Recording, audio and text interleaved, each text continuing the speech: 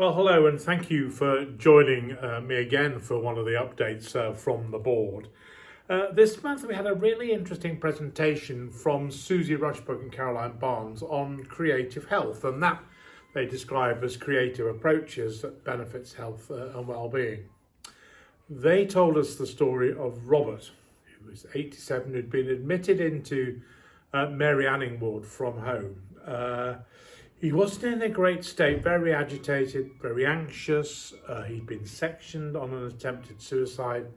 His family were finding it really difficult and therefore didn't visit very often. And Caroline was saying he was kind of suffering from occupational deprivation. He is a very talented and creative person in his former work. And so they worked together, Caroline and Robert, on a series of kind of creative activities that increased his sociability, improved his cognitive awareness, and also his physical health. So on a kind of wider front, it meant that the staff were viewing Robert much more as himself rather than his illness, if you like.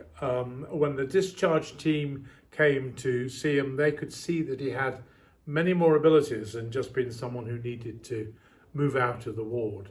And actually, he was discharged earlier than he would have been. So, for me, this is not a kind of option. I think it's a really important way that we treat and support our patients and the people who we're responsible for. But it's not easy. We're going to have to put work in place to see how we can do that. But a really interesting and impressive presentation made to the board. So thank you very much, Caroline. The board signed off the joint strategy. So it was approved at the board. And this sets the strategic direction for both DCH and DHC over the next 5 years. It reflects the needs of our communities and our own ambitions for what we want to create.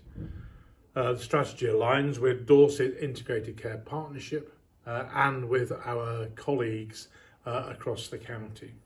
I'm not going to go through all of this in this briefing, but the headlines are really this, that DCH and DHC now have a joint strategy. So one that covers both of us. It looks after our ambitions and our intentions for delivering healthcare to the residents of Dorset, and it fits in with the Dorset Integrated Care Partnership and the Forward Plan.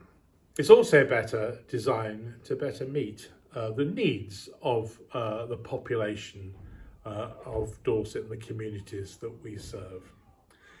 We have a shared vision and mission. So the vision, if you like, is what we're trying to create: healthier lives, empowered citizens, and thriving communities. I mean, they're short sentences, but the implications are big, and you'll work through those together with your colleagues.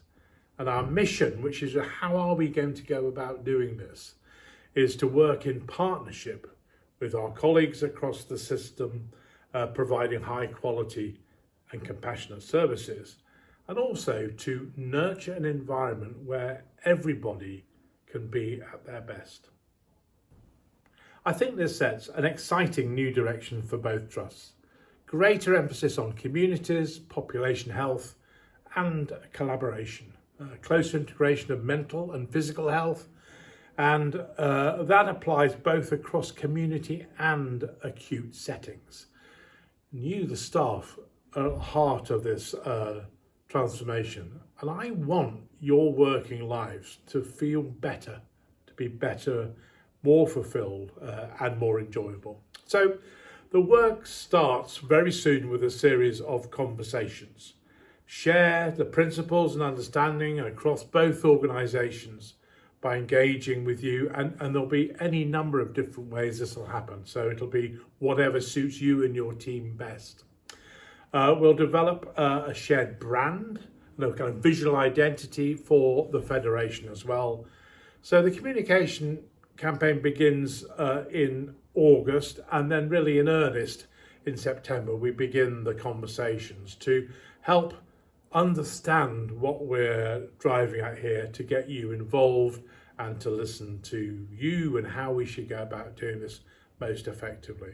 So really, really important for us, and I hope very exciting going forward. Thank you very much.